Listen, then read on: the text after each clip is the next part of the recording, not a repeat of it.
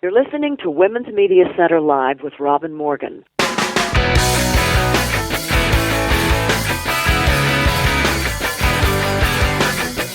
Welcome to Women's Media Center Live. I'm Robin Morgan. We have some great guests today. If you've ever chafed at the absence of statues honoring women when the boys in bronze are all over the place, wait till you hear Pam Elam on plans for the statue of Stanton and Anthony in New York's Central Park. If you've ever wondered why abominable cruelties are called torture when perpetrated by the state, but not when perpetrated in the home, wait till you hear from Jeanne Sarson and Linda MacDonald on non-state torture. And if you're grieving over the melting loss of the great glaciers on this planet, wait till you hear from Erin Pettit about what these repositories of planetary history are really telling us. But first, we need to look inside the headlines.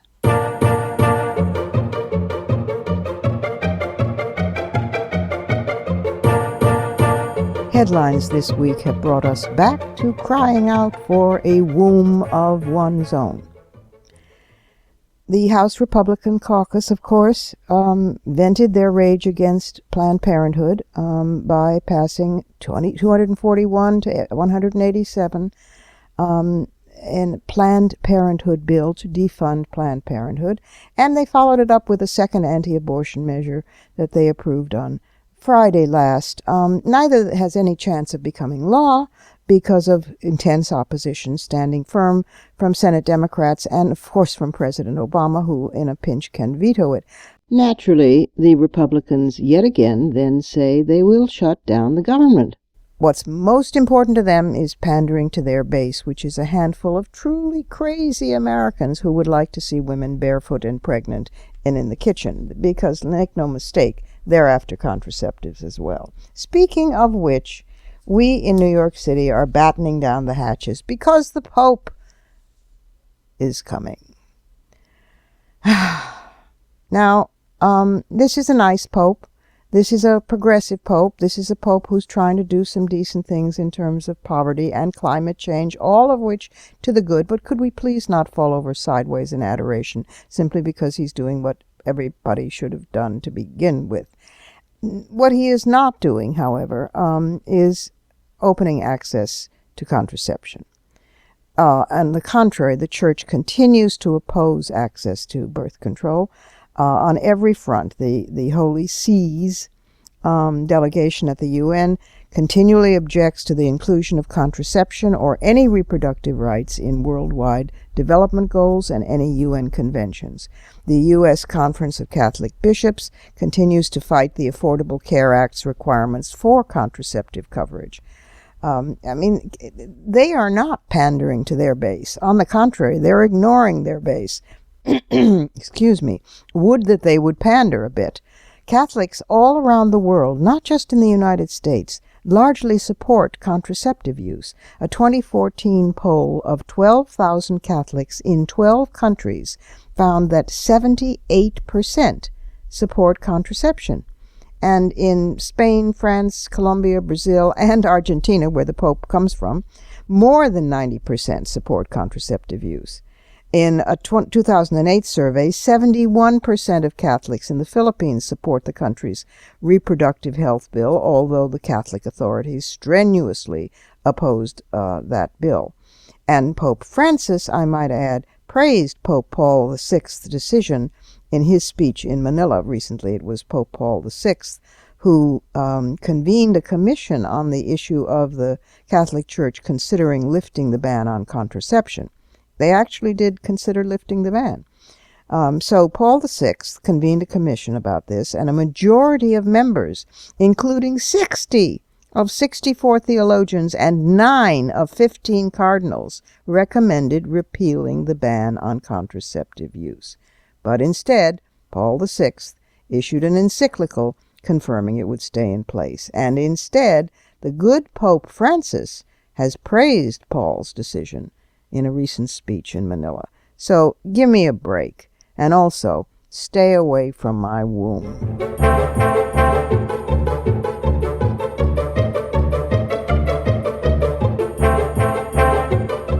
And now it's time for our first guest. Pam Elam made her first public speech in support of women's rights in 1964 when she was 13 years old, and she's been organizing for women ever since. She's managed and organized countless programs, conferences, hearings, and debates and projects for women over the years, including the first ever presidential candidates debate on, quote, women's issues in New York City, and over 100 public hearings on matters of particular importance to women for the New York City Council. And she now serves as president of the Elizabeth Cady Stanton and Susan B. Anthony Statue Fund, Incorporated. And she's winning. Pam Elam, welcome to the program. Thank you so much, Robin. A pleasure to be with you. A pleasure to have you here and to talk about something that should have been done a long time ago, but never too late to remedy a wrong. The statues memorial for Susan B. Anthony and Elizabeth Cady Stanton in New York City. You have a long history of doing extremely good things for women in New York City. You organized the first ever presidential candidates debate on women's issues, and over 100 public hearings on women's issues for the New York City Council. So you're well equipped to do this. Bring us up to speed about the statues, breaking the bronze ceiling, as you put it. Yes, well, I'm so happy to be able to announce that we have, in fact, achieved a major victory in the entire 160-year existence of New York City Central Park. There has never been a statue of a real woman. There are statues of Alice in Wonderland and Mother Goose and Juliet with Romeo, and then all of these allegorical figures and nymphs and angels, but no real women. And lots of real men, I might add. Yes, absolutely, that no one has ever heard of, and some of them quite, may I be so bold as to say, unworthy of remembering. But 40 million people a year visit Central Park, and we're going to give them an instant history lesson, because finally, after 2 years of work, the New York City Parks Commissioner has approved both our statue project to honor Stanton and Anthony and the women who fought for women's suffrage, but also the location we wanted, which will be Central Park and West 77th Street. So we couldn't be happier, but that's the good news. The more challenging news is this is only the first step, because now we move into the design phase and we have to get approval by the city's Public Design Commission, and we have to start fundraising, because even though the Elizabeth Cady Stanton and Susan B. Anthony Statue Fund, Inc. is a 501c3, we have to raise $1 million. That means that 501c3 means it's tax-exempt status. Yes, and exactly. So people get a deduction for donating to it. Yes, and we certainly welcome that, and I'll be happy to give the information on how people can do that a little later. But we all know how hard fundraising is, and the bottom line is we've made a big crack in the bronze ceiling, but until we get the approval from the Public Design Commission, until we raise $1 million, because the city's not going to pay anything for this. Right. It's all on us. But we've made a big step forward. We're thrilled about it. And Robin, I also would like to highlight that even though this one statue will have Anthony and Stanton there as figures, around the base of it, we're honoring a lot of other women whose work was totally invaluable to the success of Votes for Women. Sojourner Truth, Lucy Stone, Alice Paul, Lucy Burns, Mary Church Terrell, Ida B. Wells Barnett, so many other women. We just want to make this not just about a statue, but about a movement. Right. Excellent. And the site that you wanted is near where Anthony and Stanton wrote their newspaper? No, I got a street sign put up there. That was on Park Row near City Hall. But the site that we wanted is across from the New York Historical Society. Ah. And you see the statue of Lincoln on the front steps and the statue of Frederick Douglass on the steps at the 77th Street entrance, and down the way is Theodore Roosevelt on the gigantic horse there in front of... oh, that's a terrible statue. That's an awful statue, because Yes. Teddy Roosevelt is on the horse, and there is a hapless Indian on one side of him, a Native American, and a hapless African American on the other side, standing, leading the horse, being his minions. Oh, my God, and they won't take it down. Absolutely, and it's even worse for women, because as we know, Teddy Roosevelt refused to do anything nationally for women's suffrage. In fact, Elizabeth Cady Stanton, who sadly died in an apartment just a few blocks away from Central Park on West 94th Street, just a couple of days before she died, wrote a letter to Theodore Roosevelt, again asking him to do something for women's suffrage, and of course he ignored her. But the good news will be that this location, with everything we've just talked about, where else in New York City could you find an intersection where statues will honor the principal actors in the battles over the 13th, 14th, 15th, and 19th Amendments to the Constitution? Exactly. And that's a good response also to questions I sometimes get, and I'm sure you get a lot, that we should engage just as devil's advocate here.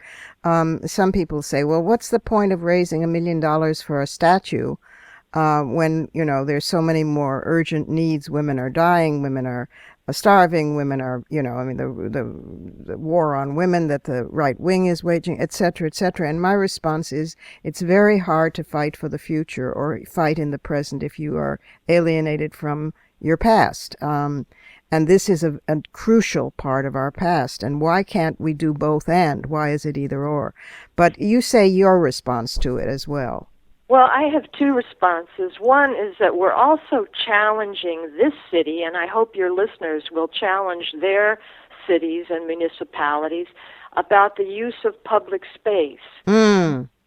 This is a crucial issue. Our tax dollars pay for the public space and the upkeep, and yet women and people of color are not represented in those public spaces as they should be, in terms of the incredible contributions they've made to that city, to that state, to our nation. Right. So it's a challenge on that level.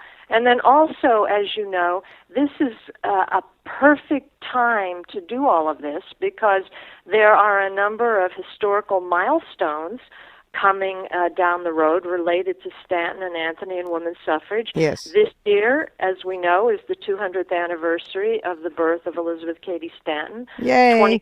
Yay! And Yay. we're going to have a big party on November 12th at Cooper Union to celebrate that.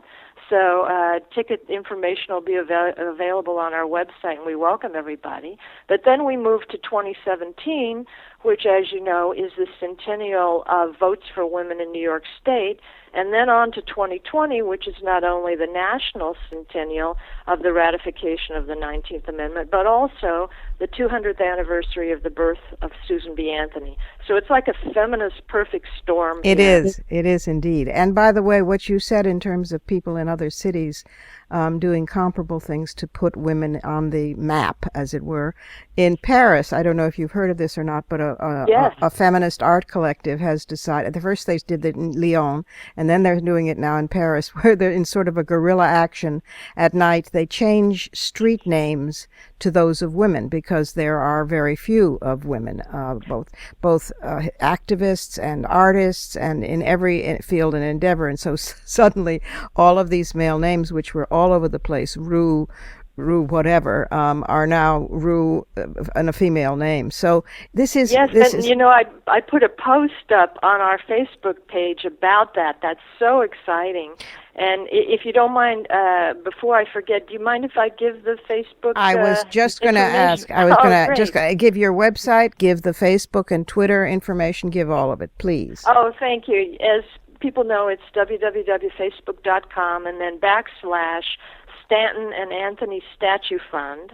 And then our website is www.centralparkwherearethewomen.org. Thank you, Robin. Central Park, Where Are the Women? That's an easy one to remember. And Stanton is Stanton. And Katie is Cady. She was a New Yorker, and of the two, she is my favorite because she was so wonderfully radical. Oh, well, my favorite is Anthony, so we have a good match here, Robin. They were two halves of the same brilliant brain. They really were. And for over 50 years, such a remarkable friendship, and to do such unbelievable work for women. We're going to make sure that they get the honor they deserved here in New York City, where they've done so much. As you know, they organized all kinds of things here. They founded the Women's Loyal National League in 1863. They wrote and published, as you referred to, the Revolution, their newspaper. They founded the National Women's Suffrage Association in 1869, and countless other things. So New York City is finally going to do them proud. Well, as a New Yorker, I'm proud of New York. I'm always, as a feminist, proud of them. And I'm very proud of you and what you've been doing. It's just really wonderful work. So say again the website. The website is www.centralparkwherearethewomen.org. And Robin, I have to say, what an inspiration you are. And I cannot underscore enough how valuable your work and your help, and you've been kind to me and those of us organizing groups over the years. You are just an inspiration. Well, we're all on the same line, front, side, and back, whatever we are, in all directions, north and south. Much love and many, many thanks so much for this. And thank you for being with us today on Women's Media Center Live. We have to take a quick break here at Women's Media Center Live. I'm Robin Morgan, and I'll be right back with two deeply admirable women who are making sure that if a woman falls in the forest, or anywhere else for that matter, and screams, there definitely is sound, and we better hear. Stay tuned.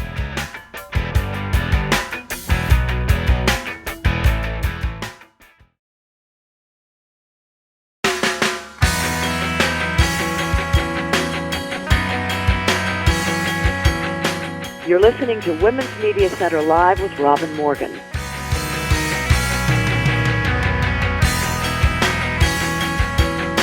Welcome back. My next guests, two of them, are women who are breaking ground that simply has not been trodden on before, and it's about time. Jeanne Sarson was born in Halifax, Nova Scotia. She's of Acadian Métis descent, and she came from a violently misogynistic family and survived family violence. Linda MacDonald was born in Charlottetown, PEI, Canada, also into a family of domestic violence. Both women have worked their life long to help other women and to free themselves from that dreadful legacy. They are independent scholars, human rights educators, and defenders, and they are the first global campaigners to make us recognize non-state torture. Here is Jeanne Sarson and Linda MacDonald. Linda and Jeanne, welcome to the program. Thank you, Robin. This is Linda here. And thank you very much, Robin, for sharing this time with us. And this is Jeanne. Okay. It's hard to know where to start. The two of you each are relational survivors, that is, of family violence. And you grew up and you got it together and amazingly, and then went on to help other women with the concept of non-state torture. You know, this has driven me and other feminists bonkers for decades, because when it's done to a man, it's considered torture, and because what happens to women is done in the private realm, in the home, in the intimacy of the family, in sexual violence, and it's never been considered the same thing. It's just not visible. How can we still be in this situation where all the basic UN conventions, the Universal Declaration of Human Rights, the International Covenant on Civil and Political Rights, CEDAW, Convention to End All Forms of Discrimination Against Women, the Convention Against Torture and Cruel, Inhuman, or Degrading Treatment or Punishment, somehow don't apply when it comes to women? How I grow inarticulate with rage about this. This is Linda here. Well, actually, the good news is the Committee Against Torture does apply to women now. It's been genderized, and a lot of people don't understand that. They think that the Committee Against Torture or the convention just applies to political torture or extracting information, but it's been expanded since the last few years, 2007.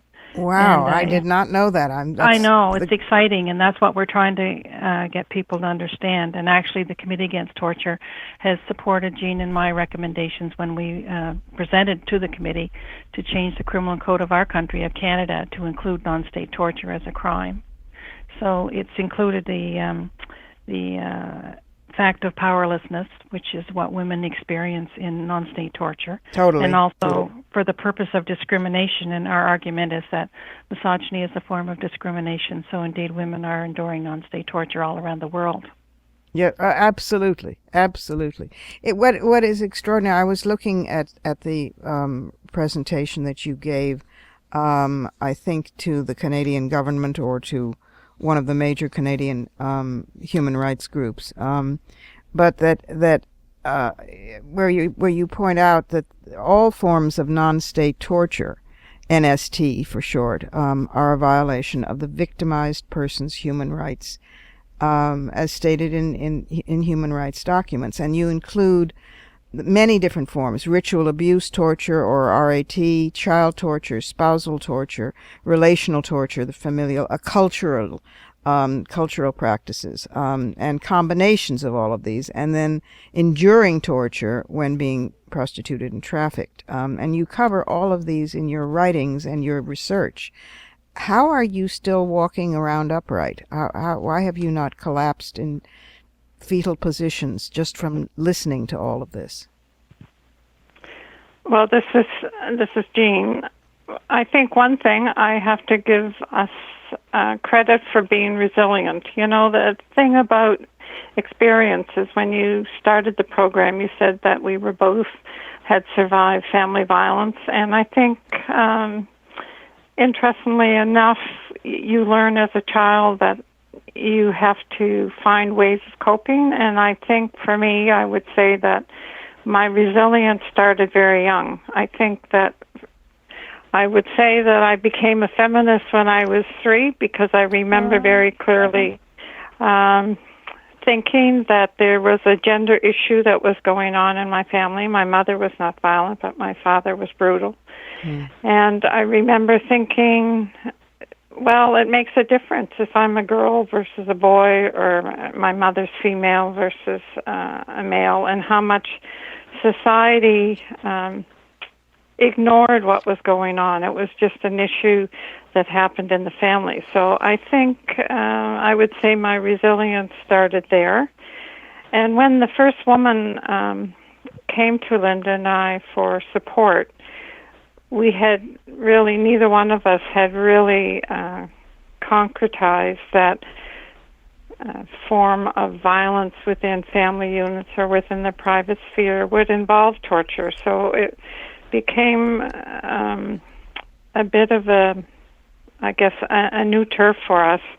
So we had to decide at that time, when the woman came, she really didn't know she was being tortured, but as we listened, we realized we were hearing horrific victimization accounts and could find nobody that would help her. And we said, well, we don't have any experience, but when we looked around, nobody else would step in, so we decided to stay with it. So I think our determination started back then to say this is wrong in society, and we have to do something, because if you walk away, you may lose yourself in that process of not saying, okay, I have a responsibility here. If I don't do it, who do I look to do it? Yeah. You know, I think that's the resilience that comes with surviving and just moving on, and not being intimidated by positional power. And I think it's important not to be intimidated by male positional power, because patriarchy shapes both women and men. Of course. And I think it part became knowing the theory of feminism too. You know, that this is a social construction, and we just have to stay with it. And we have each other totally debriefing. We do a lot of laughing at ourselves too. Yes. Yeah. Well, I'd like to add something too. This is Linda. Yes. I became a feminist at 7, and I remember watching documentaries on the Holocaust. Yes. And not that that's about feminism, but it's certainly about atrocity. And I remember knowing that was evil human behavior, not in the metaphysical sense, but just in the actual day-to-day behavior of human beings. So I remember knowing as a child that evil behavior existed, and I told myself if I ever came across such atrocity that I would not turn away. I made that commitment to myself. So I think because I did that so young, I just told myself when this woman came that this was my time to honor my commitment to myself and to her. And when you do that, you just find ways to survive because you're so determined that you're not going to go down in the process, and neither is the person that you're helping. So I think it was understanding evil when I was young as well, too. Yes. Well, what remarkable women you are. I want listeners to understand what it is we're talking about. We are not talking only about just sort of general garden variety, patriarchal, battery. And for survivors might want to just stop up their ears for about 10 seconds because I'm going to list some of the things that Linda and Jeanne hear from women and deal with all the time, and why these mirror acts of classic torture that are socially perceived to exist only in the public domain of state torture, but they actually occur to women where it's not, and then it's not considered torture. Electric shocking, prolonged hours of being hung, cut, burnt, whipped, beaten, limbs dislocated, starved, caged, water tortured, drugged, forced bestiality, pseudo-necrophilic and torture rapes, forced impregnation and abortions identified some tortures that women have detailed to them in their sufferings. And at one point, I have to quote this, you were told when you first contacted Statistics Canada, which publishes a yearly report on family violence, and you inquired if data was being collected on non-state torture. And the response was, and I quote, if the state is not involved, it is just regular torture between two individuals and called non-state active torture. This is usually charged instead as an assault, level 2 or 3, with intent, and the torture element often comes out at the trial stage, remotive, and believe it or not, there are all kinds of implications and exceptions for sadomasochism, as in, quote, consent to torture, close quote. Now, you can't consent to being tortured by the state. They don't consider that consent, even if you decide that you'd rather be tortured than give up a name, for example. You can't even consent to harming yourself. You can't consent to cutting yourself. You can't consent to suicide, even, for God's sake. And yet consent in terms of women and sexualized torture, or women in general, seems to be just sort of the usual first line of defense. How do you deal with that? Well, I know when I wrote I to Stats Canada, I realized that they don't collect data, and so I was curious about how they would respond. And following up on that, I did email them just to expand not only to women but to children, and predominantly often little girls. I emailed them back and said, okay, so this is what your response is, but what do you say for children who endure classic sexualized torture too, or other forms of classic torture? And of course, I didn't get a response. So the response was a silence. So to me, it's understanding that we've sexualized torture, and we have to deconstruct that concept of sex, because we get violence and sex all construed together. So in this case, we're getting torture and sex construed together. And we really have to break that up and say, never is there a time that torture should be sexualized. It must not happen. We must not say you can have consent to sexualized torture. I think it's a deconstruction of the mix of sex and violence that we have to name, and I think naming in feminism is so important. Yes. If we start saying torture, this is torture, we're going to start rethinking how we're naming some of the violence that some women and children, little girls, are experiencing. Exactly. And your statement to Amnesty, I want to remember to give your website, by the way, is beautifully done in terms of their heartbreaking decision to support the legalized prostitution, legalizing torture in effect, and support the human rights of pimps and brothel owners, which would be funny if it were not nausea-provoking. Tell the name of the website so people can learn more about the work you do. It's www.nonstatetorture.org. www.nonstatetorture, all one word, .org.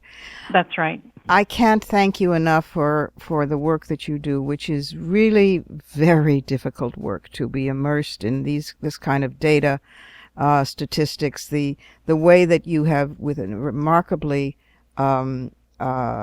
intelligent and yet not devoid of passion tone, the way that your papers are written, the research that you've done so that they can't say that's not there, it's unimpeachable, and the way that you are, stubbornly presenting this to policymakers to get the world changed. Linda and Jeanne, thank you so much, and thank you for being with us today on Women's Media Center Live. Thank you, Robin. And now it's time for a peek into the Surrealism Corner.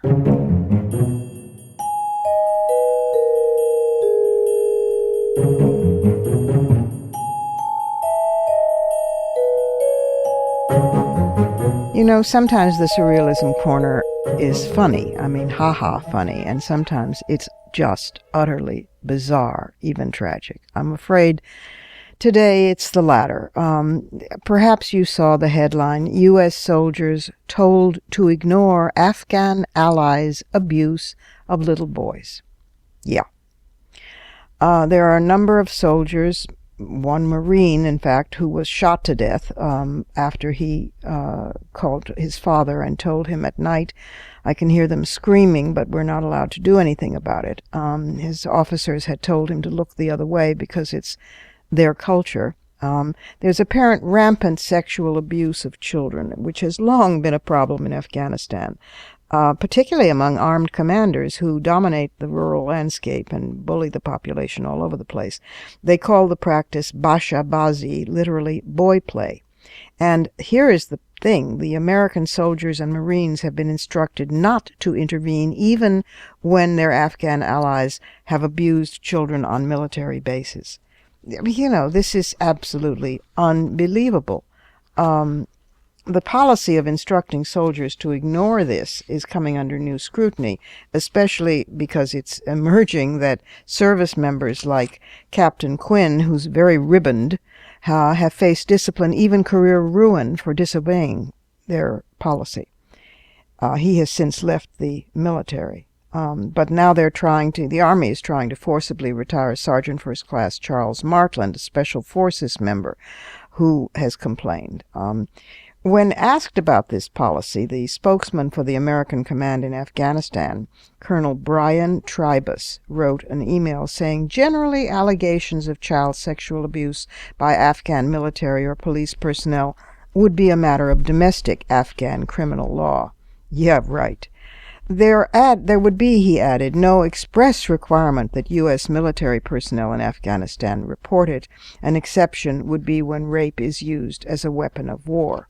And the only reason that element, that concept, is even on the books is because the women's movement put it there. The American policy of non-intervention reflects a reluctance to impose cultural values, as they would put it, in a country where pederasty is rife. One of the militia commanders that we trained and work with raped a 14 or 15-year-old girl he spotted working in the fields. And when Captain Quinnigan informed the provincial police chief, the chief levied punishment, saying 1 day in jail, and then the victim, the 13, 14-year-old little girl, was forced to marry him. And when he told a superior officer what could he do, he was told that he'd done well to bring it up with local officials, but beyond that there was nothing he could do. Another commander murdered his 12-year-old daughter in a so-called honor killing for having kissed a boy. There were no repercussions. So if you feel like writing your congressperson in outrage over this, by all means do so. It's appalling. It's horrifying. In a sense, it's not surprising. The cultural relativism still lives and is used to shelter hideous misdeeds. And what men do to each other, they practice first on women and on children. Talk about non-state torture and state torture. Talk about surreal.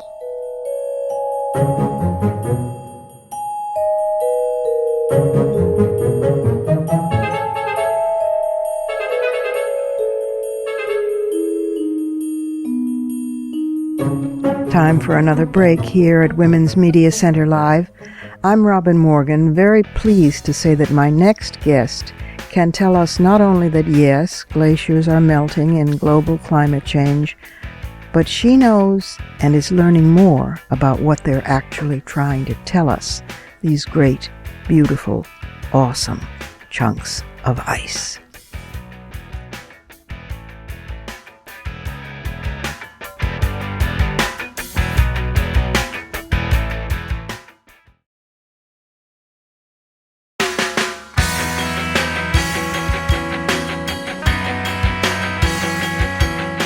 You're listening to Women's Media Center Live with Robin Morgan.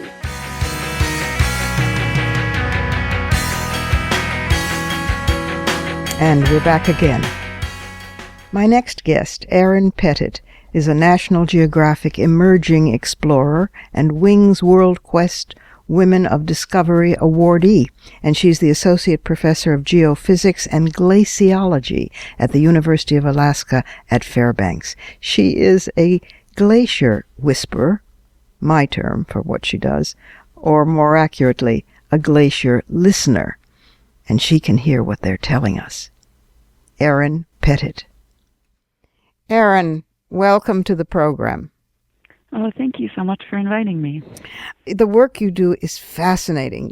You're a specialist in glacier dynamics and in their life in the climate system, and you've been studying glaciers and ice sheets from the north slope of Alaska to the interior, oh my God, of Antarctica. And you go out there and you camp in a tent on an ice sheet in minus 20-degree weather to dissect the recordings that you make, because you're literally listening to what's going on inside the glacier. Tell us about that work.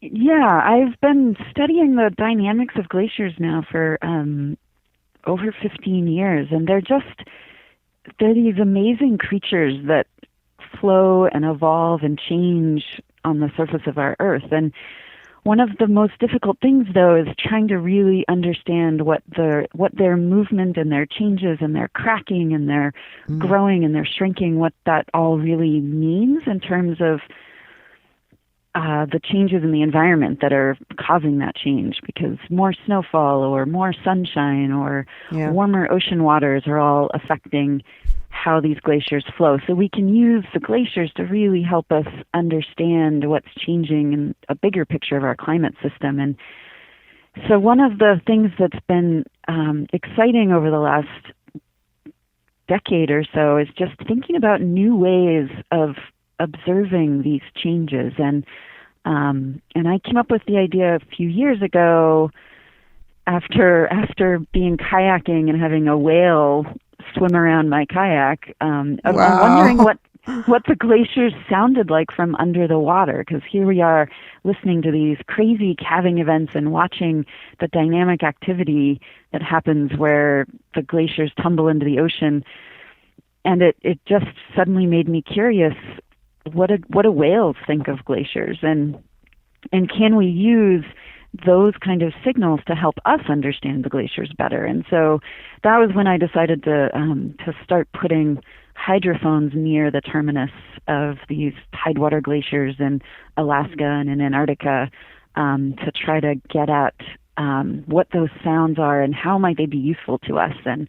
But one of the things that it turns out is one of the loudest sounds they make. I was expecting calving events to be the big important sound that we recorded. Mm-hmm. But no, it turns out just the signal of the melting of the ice, the melting process of the ice. Turns out there's so many thousands of little tiny pressurized air pockets within a glacier that when it melts, it's constantly going snap, crackle, pop, snap, crackle, pop, snap, crackle, pop. Oh, wow. And when you melt a lot of ice, then you get this really loud hissing, sizzling, snap, crackle, pop signal. And if it's not melting, the water is cold or in the wintertime, then that sound will go down a bit. It was just this crazy, fascinating sound that we heard that we're still just a little bit blown away by how loud that sound is in these fjords. It's sort of the glaciers are sort of, I don't mean to anthropomorphize glaciers, which I'm actually about to do, but it's like they're crying for help in climate change, Yeah. I mean, they're naturally melting a bit every year, but certainly as it melts more and more, and they're trying to tell us. They're trying to tell us what's going on in multiple ways, and they're so beautiful. Also, I actually met glaciers years ago when I was giving a speech in Juneau, and I escaped afterwards, and my then small son joined me, and we went and looked at glaciers outside the city. And for the first time, there were some of them that were calving. Their calves were, they were splitting and making baby glaciers, as it were. Mm-hmm. And for the first time, I understood what the words ice blue really meant, because they were this heartbreakingly beautiful, electric, iridescent color of blue inside when they calved. My God. And I had not realized, I mean, the work that you do uncovers, I mean, there are ice core layers in glaciers that are like tree rings. And so, and some of the cores have exposed, I'm reading from a quote of yours, everything from snow that fell 800,000 years ago to carbon from our car exhaust today. So these are records of the Earth as well. They are. Glaciers are amazing recorders of change through time. We do have climate records that go back over 800,000 years from the Antarctic ice sheet, and but they also even the valley glaciers that might seem small still record everything that's going on. They remember what happened 10 years ago or 20 years ago, and it depends on the size of the glacier how much it really remembers and records. But you can, if you learn how they're working, if you really learn, it's like once you understand another person's body language, you can understand what they're thinking and feeling a little bit without needing to hear them speak, right? And so what we try to do with the glaciers is read their body language and use that to help us understand what changes are actually happening around us, because they're integrating a lot of different changes, and because they're such big, slow-moving masses on our landscape, they can capture a lot of those information and integrate it and smooth out a lot of the noise that we see on a day-to-day basis, and give us a little more of a clear picture on the trends that are really happening. We just have to understand how to listen to them, and but then the beauty is also there. I mean, I got into this as much as as much for the science as for the beauty. Well, there's something very beautiful about good science as well. I mean, but they're awe-inspiring. I've also visited and met glaciers in the south of New Zealand. And those are, I mean, it has the same effect as standing and watching the starry universe on a clear night. I mean, they're just the perspective and the awe and the stunning beauty. Yeah. And what we as human beings are doing to these fragile systems is pretty alarming. But the more we learn about them, then of course the hope is that we will not be so destructive. In another part of your life, you're the opposite of destructive, with this wonderful NGO that you formed called Girls on Ice. Tell us a little bit about that. Yeah, Girls on Ice is a program that I started about 15 years ago to basically to share my love of this alpine landscape and the curiosity and the inspiration that we get from these awe-inspiring landscapes, to be able to share that connection between the beauty and the inspiration and the science with young women, mostly young women who don't have opportunities like this at all. So we bring girls from New York City or from Georgia or Kansas or northern Canada and all over the world, really. We had a girl from South Africa a number of years ago, and we bring these girls from many different environments, many different backgrounds, many different interests. They're not all interested in science when they come on these trips.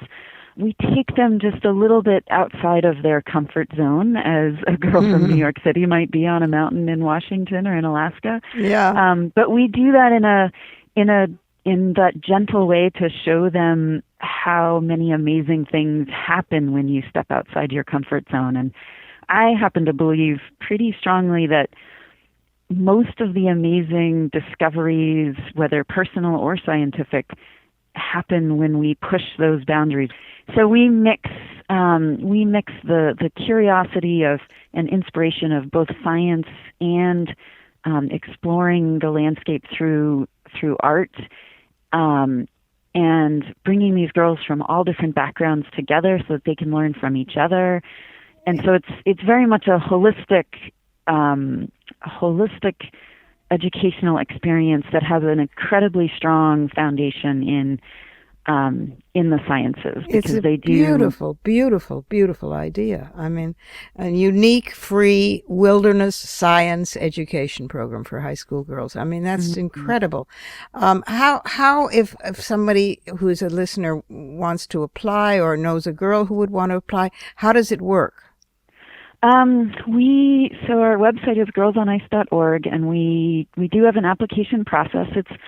It requires you to answer a number of questions about yourself, but one critical piece is that we don't ask for grades. We don't ask for a list of honors or awards that you've won in the past. Like we don't want our program as a tuition-free program. It's not intended to be a reward for something that you've done well in the past. So it's not intended necessarily for the 4.0 girls who are, the rising stars. Right. We might end up with some of those, but we don't actually ask for any of that information. We want to know more about who you are, what your passions are, what you are interested in, and what you hunger for in life, what kind of your budding curiosities, what your challenges are, what you feel like you're struggling with.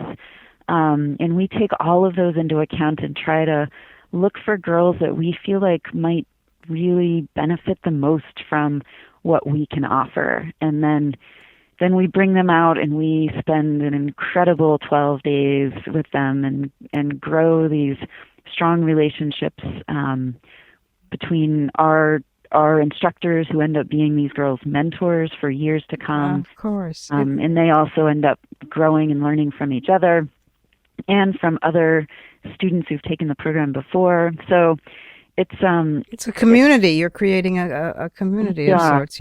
And we are actually hoping to expand right now, and we've got some ideas. So we've been doing these up in the mountains on glaciers because that's my first love. But we have a number of really neat women who are coastal oceanographers and marine biologists who are scheming some sea kayaking programs along the Alaskan coast. And so we've got some other ideas in our head for expanding towards new and different programs, but with that same core philosophy, just exploring a different part of our landscape. And we're going to start calling those, the whole group of expeditions, Inspiring Girls Expeditions. Oh. That's kind of a transition we're going through right now, which has been really fun. Absolutely wonderful. Wonderful. Thank you. Thank you for that work, and also thank you for the beautiful work that you do on the great awe-inspiring glaciers of the world. And thank you for being with us on Women's Media Center Live as well. Well, thank you. It's time now for one more brief pause here at Women's Media Center Live. I'm Robin Morgan, and I will be back in just a moment with some fighting words.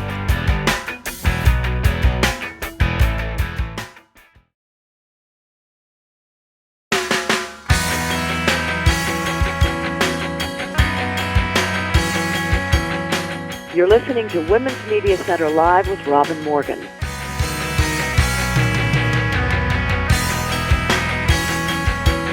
Welcome back again to some fighting words.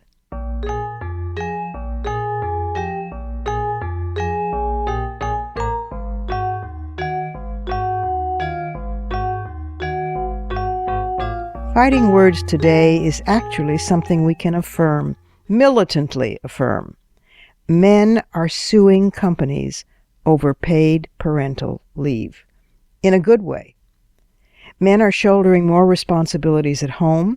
They're increasingly also taking legal action against employers who refuse to accommodate their roles as fathers. This is huge, really. This is revolutionary.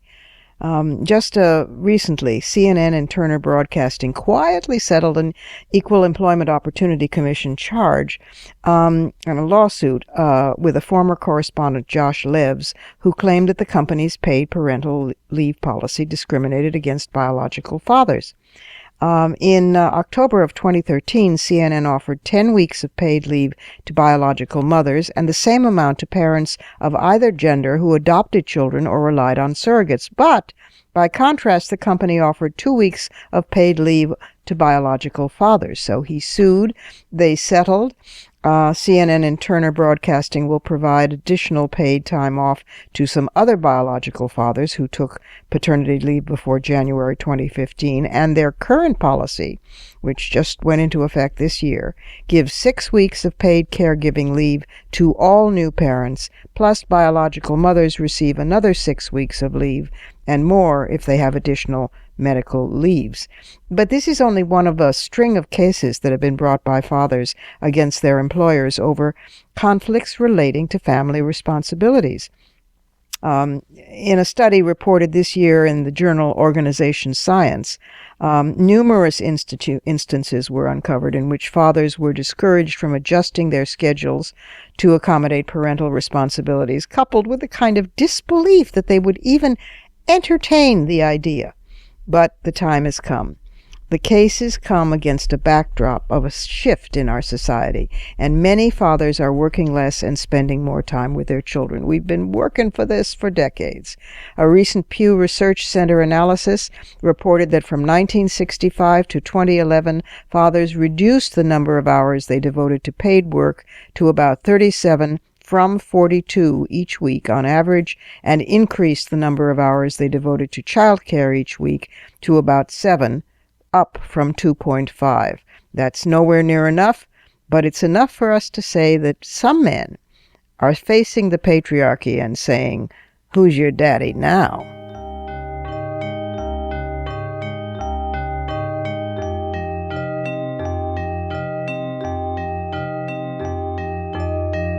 And that's it for today. This program is syndicated, but if you can't find the broadcast on a radio station in your area, you can always visit us at WMClive.com. There you can find the show, plus the archive of all our previous episodes. And we're at iTunes worldwide. There you can stream, download, and subscribe to the show's podcast. Also, be sure to find WMC Live on Facebook and Twitter. Portions of this program were taped earlier. Opinions expressed here do not necessarily represent the WMC.